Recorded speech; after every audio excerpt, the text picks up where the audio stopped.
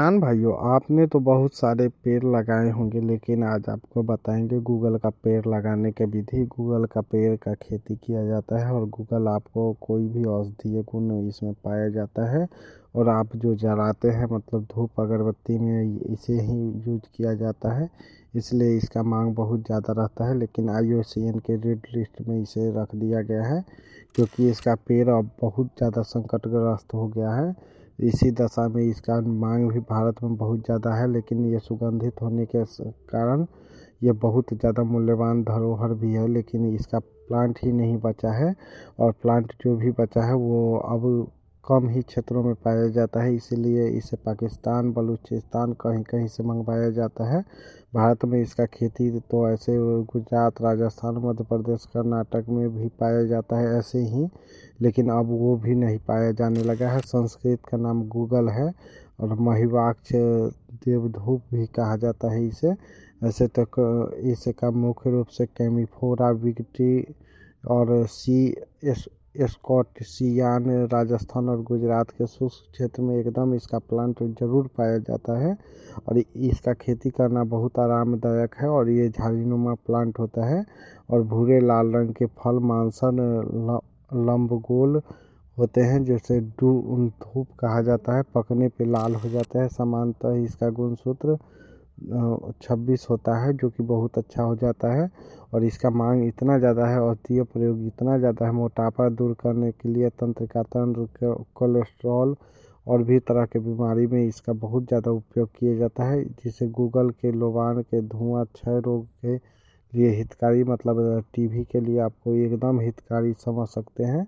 इसीलिए इसका धुआं लोग ऐसे भी लोग इसका गोंद का प्रयोग करते हैं, घर में रखते हैं, और इतना अच्छा ये इसका सुगंध लगेगा। आप एक बार अगर सूंघ लीजिएगा तो आपको अंदाज रहेगा। गूगल और जटामासी का तो खेती यहाँ नहीं हो पाता है, लेकिन गूगल का हो जाता है और इसे भारत में कहीं आप करवा सकते हैं। ऐसे तो जलवायु उष्ण कटिबंधीय गर्म शोषक जलवायु इसके लिए बहुत उत्तम पाया जाता है। सर्दियों का मौसम जब तापमान कम जाता है तो ये सुस्त अवस्था में पौधा चला जाता है, वनस्पतिक वृद्धि कम हो जाती है। इसकी फसल गुजरात, मध्य प्रदेश, राजस्थान, बिहार, यूपी में भी की जाती है। पहाड़ी और ढालू भूमि में खूब इसका उगाया जाता है। वार्षिक वर्षा 10 से 90 सेंटीमीटर होना चाहिए, जो कि बहुत अच्छा है। वो 10 से 90 तो आराम से हो जाता है। बिहार में इसका प्रयोगात्मक तौर पे इसका खेती अभी सबौर वाले करवा रहे हैं। सबौर कृषि अनुसंधान जो बिहार का नया बना है, वो रोहतास, गया, औरंगाबाद, बांका, नवादा ज़िले में करवा रहे हैं। लेकिन उससे नहीं काम चलेगा। अगर आप खेती इसका करना चाहते हैं तो इसका प्लांट कहाँ से लाए ये भी मैं बता दूंगा।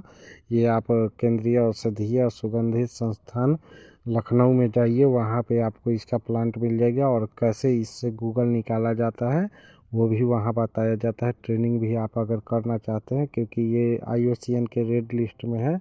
अभी इसका मांग रहता है 2000-3000 रुपये KG के हिसाब से। मतलब इसका गूगल जो होता है, अगर आपके इसका खेती कर रहे हैं तो ये बहुत बेनिफिट है। जो भी बलुई मिट्टी हो उसमें तो बहुत आराम से लग जाता है। बलुई दोमट में तो ये सुगमता से हो जाता है। 6-7 साल में इससे गूगल मतलब निकालने वाला हो जाता है प्लांट। ऐसे तो अभी जो हाइब्रिड जो नस्ल आता है वो तो तुरंत निकाल दिया जाता है, उससे बहुत आराम से कर दिया जाता है। इसका कलम विधि से खूब काट के लगाया जाता है, बीज विधि द्वारा भी लगाया जाता है। और इसको सूखी रहने से भूमि में सुगमता से उगाया जाता है, और इसे काली मिट्टी में सुगमता से उगाया जाता है। जल निकासी वाला होना चाहिए।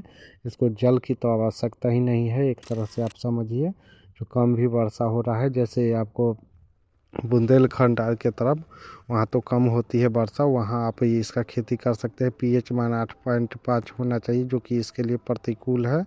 और इसका कटिंग गुटी द्वारा कैसे भी प्लांट आप लगा सकते हैं।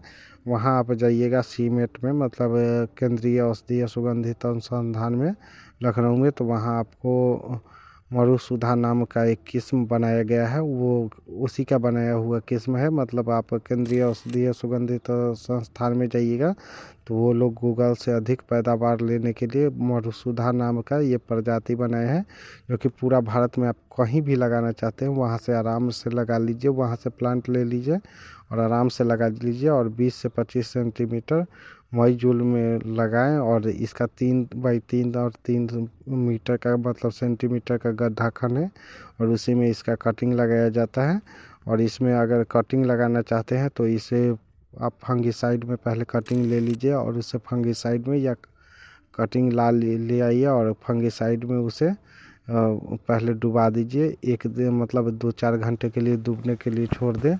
तो उसके बाद उसमें रूटिंग हार्मोन लगा के और रूटिंग हार्मोन से आप ग्रो करवा सकते हैं। बहुत अच्छा प्लांट ग्रो हो जाता है। इसमें एक भी प्लांट नहीं मरेगा। अगर आप इसका प्लांट वहाँ से अगर लखनऊ जाना चाह रहे हैं तो लखनऊ से भी ला सकते हैं।